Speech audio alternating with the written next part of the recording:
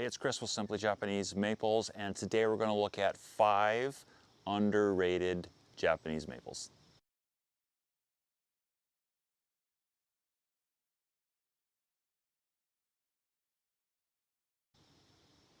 Okay, so I said 5, I meant 6, but kind of only 5.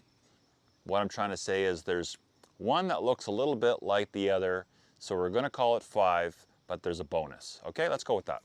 So 5 amazing trees that are very underrated. And what we got here, we've got Acer palmatum ayagi, which is considered one of the coral barks. We've got Acer palmatum sinago. We've got another Acer palmatum. This is Omurayama. Here's our 2-for-1 special. We've got Acer palmatum nebula, which is a reticulated type, and Acer palmatum jubilee, also a reticulated type. We'll talk about those. And rounding that out, a lovely, lovely strap leaf kind, classic Koto no Ito. So let's talk about those. So for some reason, I'm always here trying to sell my trees to you guys, and there's certain trees, it kind of astonishes me sometimes when I think, why are these trees still here? Nobody's bought them. And they're amazing trees. And a number of these trees I've seen in the landscape, and they're absolutely gorgeous, including Koto no Ito, seen full-size mature versions of those, and they're absolutely stunning. Ijima Sinago, that's amazing as well, as is Ayagi. I have seen a picture in this amazing book by Peter Gregory and J.D. Vertrees, which was, J.D. Vertrees was basically the author of what's considered the Bible for Japanese maples. So this is the pocket version of that.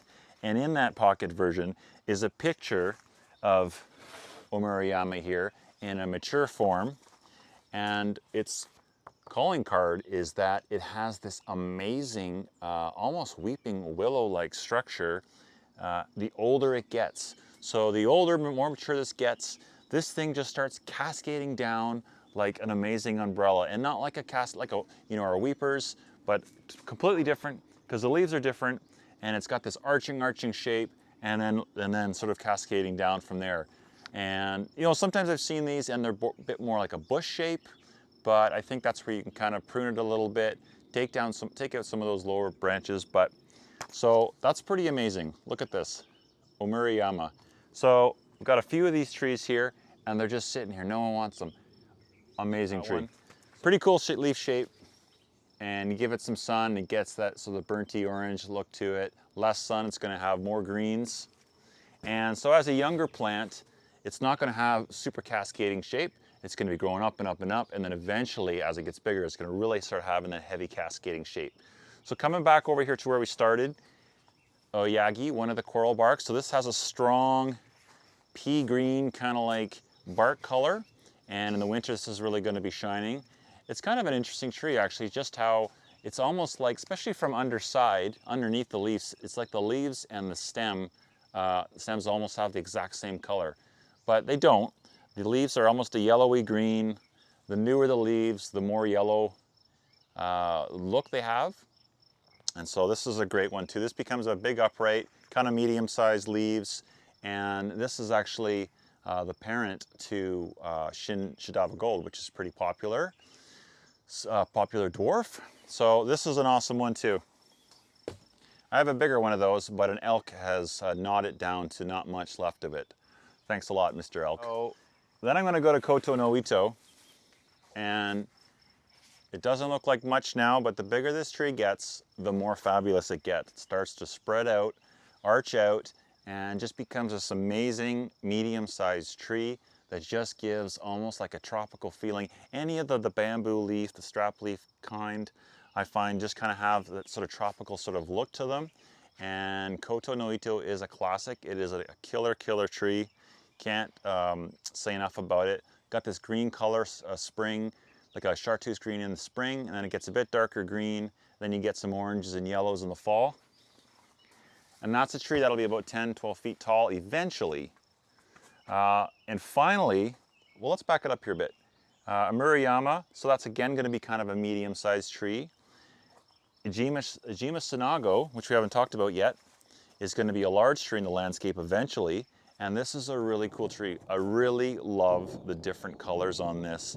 You get, in the springtime, really cool orangey red tones, and then they start to darken out, and you can really get a really dark, almost chocolatey color on the leaves. I'm just starting to see it now with these leaves, and you can see it in the different sort of shades, but it will get really, really dark, chocolatey sort of color eventually. And then even like from underneath, it just has a really cool kind of look to it. So great leaf color and shape on this. Again, this is going to be one of the bigger, maybe 20 feet tall in time. Oyagi's going to be bigger in time. And then finally, we've got our 2-for-1 special, which is Acer palmatum jubilee and Acer palmatum nebula. Let me switch these up here.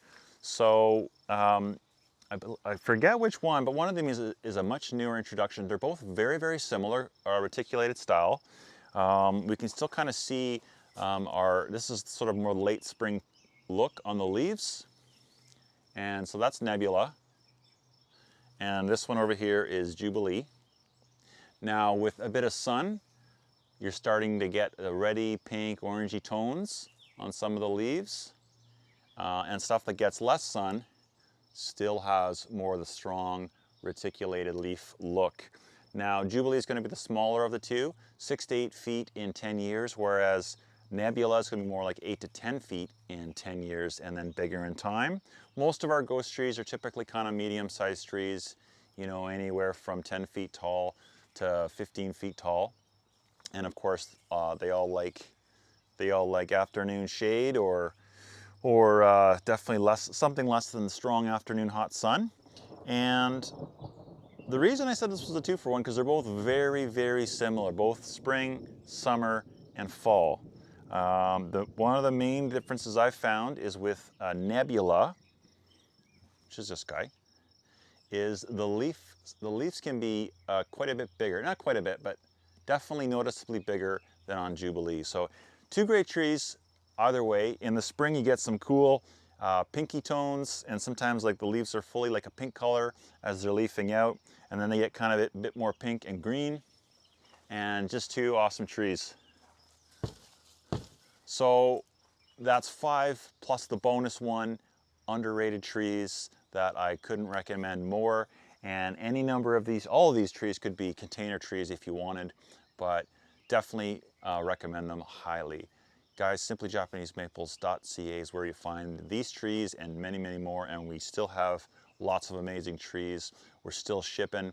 It is middle of June, and we're keeping an eye on the weather, but we're still shipping. So simplyjapanesemaples.ca, shipping coast to coast in Canada. We'll see you next time.